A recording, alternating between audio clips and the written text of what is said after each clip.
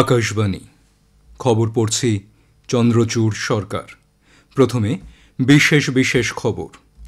বিহারে প্রথম দফার নির্বাচনে আগামীকাল ভোট গ্রহণ। এই দফায় 18টি জেলার 121টি বিধানসভা আসনে ভোট গ্রহণ হবে। প্রস্তুতি সম্পন্ন।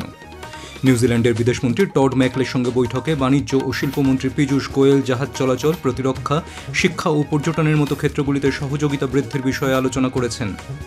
ভারতীয় বংশোদ্ভূত Ghazala Hashmi Virginia lieutenant governor পদে নির্বাচিত হয়ে ইতিহাস গড়েছেন। প্রধানমন্ত্রী নরেন্দ্র মোদী আজ তার বাসভবনে বিশ্বকাপজয়ী ভারতীয় মহিলা ক্রিকেট দলকে সম্বর্ধনা করেছেন।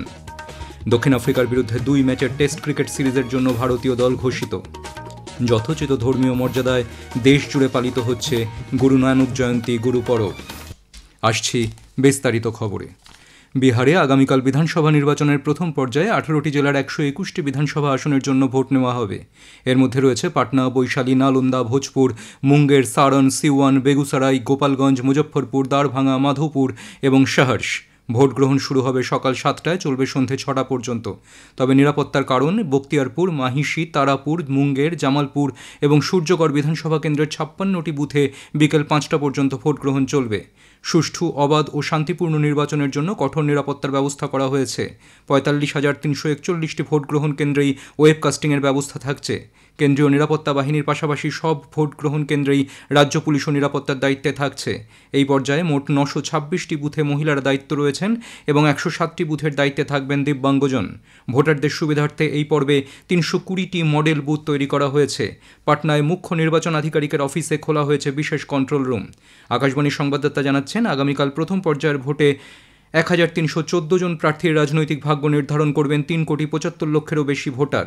এর মধ্যে 122 জন মহিলা প্রার্থী রয়েছেন। নীতিশ কুমার মন্ত্রিসভার 16 জন মন্ত্রী এবং মহাজোটের মুখ্যমন্ত্রী পদপ্রার্থী তেজস্বী প্রসাদ যাদব রাঘোপুর থেকে এই পর্বের নির্বাচনে প্রতিদ্বন্দ্বিতা করছেন। ভোটার তালিকায় বিশেষ নিবিড় সংশোধন এসআইআর-এর কাজ খতিয়ে দেখতে senior deputy election commissioner Gyanesh ভারতীর নেতৃত্বে নির্বাচন কমিশনের এক প্রতিনিধি দল আজ এ রাজ্যে এসেছেন। উত্তরবঙ্গের 4 জেলা আলিপুরদুয়ার, কোচবিহার, জলপাইগুড়ি এবং দার্জিলিংয়ে এসআইআর-এর কাজের পর্যালোচনা করতে সংশ্লিষ্ট জেলার জেলা নির্বাচনী আধিকারিক, অতিরিক্ত জেলা শাসক, জেলা ওসি ইলেকশন, সংশ্লিষ্ট জেলাগুলির ইআরও, এইআরও ও প্রযুক্তি আধিকারিকদের সঙ্গে বৈঠক করবেন তাঁরা। রাজ্যের মুখ্য নির্বাচনী আধিকারিক মনোজ কুমার আগরওয়াল, অতিরিক্ত মুখ্য নির্বাচনী আধিকারিক দিব্যেন্দু দাস নির্বাচন কমিশনের ওই প্রতিনিধি দলের সঙ্গে থাকবেন। এদিকে রাজ্যে আজ রাত 8টা পর্যন্ত 1,20,00,000-এরও বেশি ইনুমারেশন ফর্ম বণ্টন করা হয়েছে বলে নির্বাচন কমিশন জানিয়েছে। বিজেপি ও নির্বাচন কমিশনের বিরুদ্ধে কংগ্রেস ভোট চুরির যে অভিযোগ এনেছে, কেন্দ্রীয় মন্ত্রী কিরেন রিজিজু তার সমালোচনা করেছেন। নতুন দিল্লিতে আজ সাংবাদিকদের মুখোমুখি হয়ে শ্রী রিজিজু বলেন, ভোটার তালিকায় কোনো অসঙ্গতি থাকলে কংগ্রেসের উচিত নির্বাচন কমিশনে অভিযোগ জানানো, তা না করে তারা শুধু নির্বাচন কমিশনের সমালোচনা করছে। मैंने आपको क्लियरली कह दिया कि वोटिंग से पहले सब पार्टी के पास वोटर लिस्ट होते हैं। देखते नहीं है क्या वो लोग? इतना तो मेहनत करो ना, वोटर लिस्ट चेक करो। हर गली में सबको मालूम है कौन कौन वोटर है। अगर नकली वोटर है तो भी उस गांव का सरपंच, वहां के जो बीएलपी, वहां का जो हमारे एजेंट्स होते हैं, ऑफिसर, सबको मालूम है। वोटर लिस्ट अगर कहीं नाम गड़बड़ है तो उसको शुद्धिकरण के लिए भी इलेक्शन कमीशन का व्यवस्था बनाया हुआ है। अब व्यवस्था में मेहनत कर करके उसमें हिस्सा तो लेते नहीं है, यहाँ इल्जाम लगाने के लिए आ जाते हैं। বাণিজ্য ও শিল্পমন্ত্রী পীযূষ গোয়েল আজ অকল্যান্ডে নিউজিল্যান্ডের বাণিজ্যমন্ত্রী টড ম্যাকলের সঙ্গে সাক্ষাৎ করেছেন। ভারত নিউজিল্যান্ড বাণিজ্য সম্মেলনে শ্রী গোয়েল সমুদ্রপথে জাহাজ চলাচল, প্রতিরক্ষা, শিক্ষা এবং পর্যটন সহ বিভিন্ন ক্ষেত্রে দুদেশের সহযোগিতা বৃদ্ধি বিষয়ে আলোচনা করেন।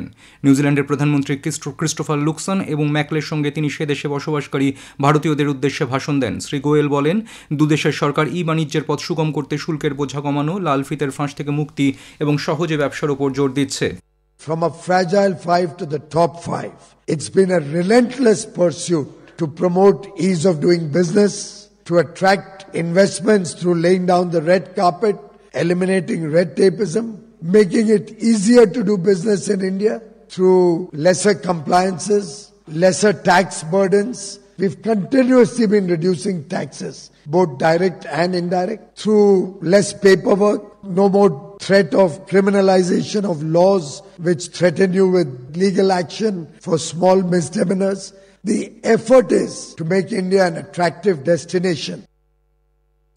নতুন এবং পুনর্নবীকরণযোগ্য শক্তি মন্ত্রক চলতি মাসের 11 এবং 12 তারিখে নতুন দিল্লিতে গ্রিন হাইড্রোজেন সংক্রান্ত এক আন্তর্জাতিক সম্মেলনের আয়োজন করেছে। ইন্টারন্যাশনাল কনফারেন্স ও গ্রিন হাইড্রোজেন 2025 শীর্ষক এই সম্মেলনের উদ্দেশ্য হল গ্রিন হাইড্রোজেনের উৎপাদন বাড়ানো, পরিকাঠামো তৈরি, চাহিদার বৃদ্ধি এবং আন্তর্জাতিক ক্ষেত্রে সহযোগিতায় উৎসাহ প্রদান। খবর শুনছেন আকাশবাণী থেকে। আমাদের সংবাদ শোনা যাবে ইউটিউব চ্যানেল আকাশবাণী সংবাদ বাংলা, ফেসবুক ও ইনস্টাগ্রাম আকাশবাণী সংবাদ কলকাতা এবং এক্স হ্যান্ডেল AIR নিউজ কলকাতাতে। প্রায় 3 বছর বন্ধ থাকার পর সুপ্রিম কোর্টের নির্দেশে পশ্চিমবঙ্গে 100 দিনের কাজের প্রকল্প পুনরায় শুরু হতে চলেছে। পঞ্চায়েত ও গ্রামোন্নয়ন দপ্তর সূত্রে জানা গিয়েছে, আদালতের নির্দেশ কার্যকর করতে প্রয়োজনীয় পরিকাঠামো গড়ে তোলার কাজ শুরু হয়ে গিয়েছে। খুব শীঘ্রই কাজ শুরু হবে। কেন্দ্রীয় গ্রামোন্নয়ন মন্ত্রক 31 অক্টোবর জব কার্ড হোল্ডারদের তথ্য যাচাই ও KYC আপডেটের কাজ দ্রুত শেষ করতে নির্দেশ দিয়েছিল।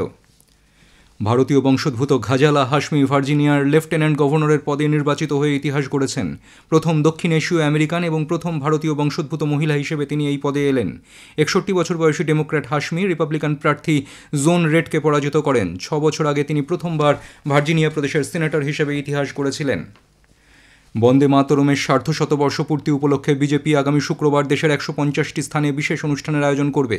বিজেপির জাতীয় সাধারণ সম্পাদক তরুণ চুগ আজ নতুন দিল্লিতে জানান, কেন্দ্রীয় মন্ত্রিসভা বন্দে মাতরমের 150তম বর্ষে উৎসবের আয়োজন করবে। केंद्रीय मंत्रिमंडल ने राष्ट्रगीत वंदे मातरम के 150 वर्ष पूरे होने पर इसे उत्सव के रूप में मनाने का निर्णय लिया और 7 नवंबर को पूरे देश में जगह जगह पर सामूहिक वंदे मातरम के कार्यक्रम केंद्र सरकार की ओर से हो रहे हैं। वहीं भारतीय जनता पार्टी के राष्ट्रीय अध्यक्ष श्री JP नड्डा जी ने निर्णय लिया है कि भारतीय जनता पार्टी 7 नवंबर से लेकर 26 नवंबर संविधान दिवस तक वंदे मातरम गायन के अलग अलग कार्यक्रम करेंगे। পশ্চিমবঙ্গেও এই উপলক্ষে রাজ্য বিজেপির পক্ষ থেকে 1 মাসব্যাপী বিভিন্ন অনুষ্ঠানের আয়োজন করা হবে। 56তম আন্তর্জাতিক চলচ্চিত্র উৎসব IFFI এর খবর করার জন্য মিডিয়া অ্যাকর্ডিশনের শেষ তারিখ 10ই নভেম্বর পর্যন্ত বাড়ানো হয়েছে। অনুমতিপত্রপ্রাপ্ত সাংবাদিকরা এই চলচ্চিত্র উৎসবের বিভিন্ন খবর সংগ্রহ করতে পারবেন, যার মধ্যে রয়েছে ফিল্ম স্ক্রিনিং, মাস্টার ক্লাস, বিশেষজ্ঞদের আলোচনা এবং সাংবাদিক বৈঠক। গোয়ার পানাজিতে আগামী 20 নভেম্বর থেকে 28 নভেম্বর পর্যন্ত আন্তর্জাতিক চলচ্চিত্র উৎসব অনুষ্ঠিত হবে। ভারতীয় আবহাওয়া দপ্তর জানিয়েছে, এ মাসের 8 তারিখ পর্যন্ত তামিলনাড়ুর বিভিন্ন স্থানে হালকা থেকে মাঝারি এবং কিছু কিছু জায়গায় ভারী বর্ষণের সম্ভাবনা রয়েছে। কর্ণাটক, রায়ালসীমা, তামিলনাড়ু, পুদুচেরি এবং করাইকালে আগামীকাল বজ্রবিদ্যুৎ সহ বৃষ্টি হতে পারে। আগামী 3 দিন উত্তর পশ্চিম এবং মধ্য ভারতের বিভিন্ন অংশে ন্যূনতম তাপমাত্রা 3 থেকে 5 ডিগ্রি সেলসিয়াস নামতে পারে বলে আবহাওয়া দপ্তর জানিয়েছে। বাংলাদেশের বস্ত্র রপ্তানি টানা 3 মাস হ্রাস পেল। গত বছরের অস্থির সময়ের থেকেও এই পতন অনেকটাই নিচে। জুলাইতে রপ্তানির পরিমাণ কিছুটা বাড়ার পর থেকে গত 3 মাস ধরে তা ক্রমশ কমেছে। রপ্তানি উন্নয়ন ব্যুরো জানিয়েছে, আগস্টে রপ্তানি হ্রাস পেয়েছে 4.75%, সেপ্টেম্বরে 5.66 এবং অক্টোবরে তা 8.39% নেমে যায়। প্রধানমন্ত্রী নরেন্দ্র মোদী আজ লোক কল্যাণ মার্গে তার বাসভবনে বিশ্বকাপ জয়ী ভারতীয় মহিলা ক্রিকেট দলকে সম্বর্ধিত করেন। মহিলা ক্রিকেট দলকে অভূতপূর্ব এই জয়ের জন্য অভিনন্দন জানানোর পাশাপাশি শ্রী মোদী একে দেশের জন্য এক অনন্য সম্মান বলে মন্তব্য করেন। অধিনায়ক হরমনপ্রীত কৌর, স্মৃতি মান্ধানা সহ গোটা ভারতীয় দল উচ্ছ্বাস করতালি মধ্যে প্রধানমন্ত্রীর বাসভবনে প্রবেশ করেন। অধিনায়ক হরমনপ্রীত 2017 সালে শ্রী মোদীর সঙ্গে তাঁর সাক্ষাতের কথা স্মরণ করেন। দক্ষিণ আফ্রিকার বিরুদ্ধে 2 ম্যাচের টেস্ট সিরিজের জন্য ভারতীয় দল আজ ঘোষিত হয়েছে। চোট সারিয়ে প্রায় 4 মাস পরে দলে ফিরেছেন উইকেটরক্ষক ব্যাটার ঋষভ পন্থ। দলে ফিরেছেন বাংলার পেসার আকাশদীপ। দলের নেতৃত্ব দেবেন শুভমন গিল। ভারত ও দক্ষিণ আফ্রিকার মধ্যে প্রথম টেস্ট কলকাতার ইডেন গার্ডেন্সে 14 নভেম্বর শুরু হবে। দ্বিতীয় টেস্ট গুয়াহাটির বর্ষাপাড়া স্টেডিয়ামে 22 নভেম্বর শুরু হবে। ফিডে দাবা বিশ্বকাপ 2025-এর দ্বিতীয় রাউন্ড আজ গোয়ায় অনুষ্ঠিত হচ্ছে। ডি গুকেশ, অর্জুন এরিগাসি, প্রজ্ঞানন্দ সহ ভারতের 17 জন শীর্ষ দাবা খেলোয়াড় প্রতিযোগিতায় রয়েছেন। আজকের গেম দ্বিতীয় অত্যন্ত গুরুত্বপূর্ণ, কারণ এই খেলায় জয়লাভ করলে খেলোয়াড়রা সরাসরি তৃতীয় রাউন্ডে পৌঁছতে পারবেন।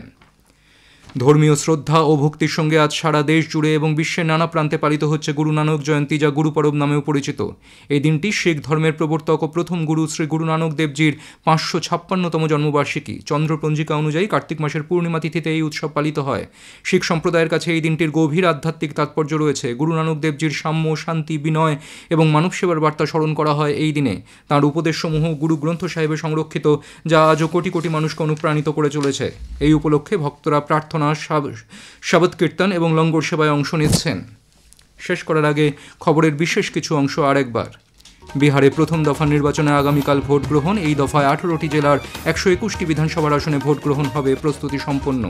নিউজিল্যান্ডের বিদেশমন্ত্রী টড ম্যাকলের সঙ্গে বৈঠকে বাণিজ্য ও শিল্পমন্ত্রী পীযূষ গোয়েল জাহাজ চলাচল, প্রতিরক্ষা, শিক্ষা ও পর্যটনের মতো ক্ষেত্রগুলিতে সহযোগিতা বৃদ্ধির বিষয়ে আলোচনা করেছেন। খবর শেষ হলো। পরবর্তী খবর আগামীকাল সকাল 6:20 গীতাঞ্জলি প্রচার তরঙ্গে।